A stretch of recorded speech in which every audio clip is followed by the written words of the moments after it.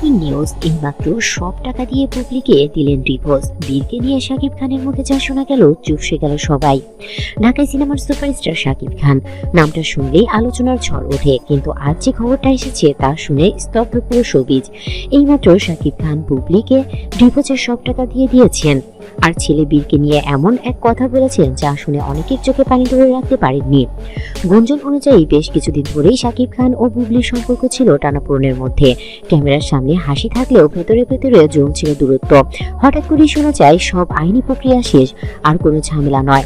এক ঘনিষ্ঠ সূত্রের দাবি শাকিব খান নাকি নিজে থেকেই সিদ্ধান্ত নেন, যা পাওয়ার সব একসাথেই দিয়ে দেই, আর কোনো দেনা পাওনা রাখবো না। ডিভোর্সের পুরো টাকার অঙ্ক প্রকাশ না হলেও সবিজে গুঞ্জন অঙ্কটা নাকি ছিল কোটি টাকার ঘরে। সব টাকা পাওয়ার পর বুবলি নাকি কিছু সময় একেবারেই চুপ ছিল। কোনো পোস্ট নেই, কোনো লাইভ নেই, কোনো বক্তব্য নেই, কিন্তু যা কাছের মানুষ তারা বলেছেন টাকা নয়, বুবলি চেয়েছিল সম্মান আর স্বীকৃতি। মা হিসেবে তার সবচেয়ে বড় চিন্তা ছেলের বিয়ের ভবিষ্যৎ। এখানে আসে সবচেয়ে গুরুত্বপূর্ণ অংশ। এক ঘনিষ্ঠজনের ভাষায়, ডিভোর্সের কাগজে সই করার পর শাকিব খান নাকি দীর্ঘ সময় চুপ করে বসেছিলেন। তিনি বলেছিলেন, আমি হয়তো ভালো স্বামী হতে পারিনি, কিন্তু আমি চাই আমার সন্তানরা বাবাহীন অনুভব না করুক। এই কথার পরই উঠে আসে বীরের প্রসঙ্গ। শোনা যাচ্ছে শাকিব খান নাকি স্পষ্টভাবে বলেছেন, বীর আমার সন্তানের মতোই, ওর কোনো কষ্ট আমি দেখতে চাই না, ও যেন কখনো মনে না করে তার বাবা নেই।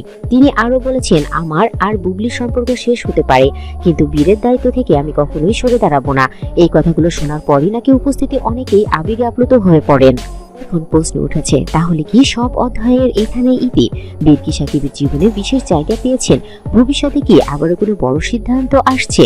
অনেকেই বলছে এটা শাকিব খানের জীবনের সবচেয়ে পরিণত সিদ্ধান্ত। জীবন মানেই সম্পর্কের ভাঙা করা। তারকা হলেও শাকিব খানও একজন মানুষ।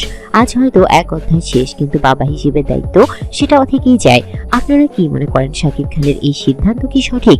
বীরকে নিয়ে তার বক্তব্য কি আপনাদের মন ছুঁয়েছে? কমেন্টসে জানাবেন আপনাদের মতামত। ভিডিও ভালো লাগলে লাইক দিন, চ্যানেলটি সাবস্ক্রাইব করতে ভুলবেন না। ধন্যবাদ সবাইকে।